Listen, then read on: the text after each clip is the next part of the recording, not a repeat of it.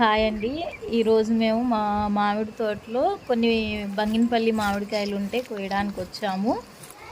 ఇదిగో ఇలా చెట్టు నుండి కోసిన కాయలు ఎక్కడికక్కడే పెట్టేస్తామన్నమాట. మా అత్తయ్య కోస్తున్నారు. నేను అన్నీ అలా అందుకొని కింద పెట్టేసామన్నమాట.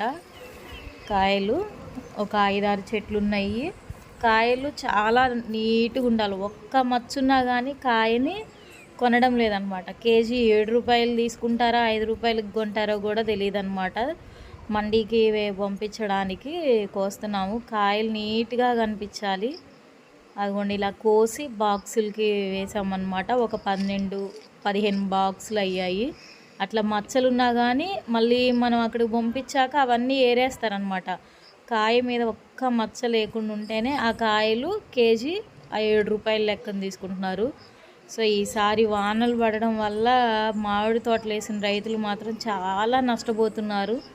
వాళ్ళు పెట్టిన పెట్టుబడులు కూడా రావడం లేదు. ఇదిగో ఇలా మచ్చలున్న కాయలు వేసామే కానీ అక్కడికి పోయినాక తీసేస్తారనమాట. ఇలా ఆటో పిలుచుకొని 15 బాక్సులు ఉన్నాయి కాబట్టి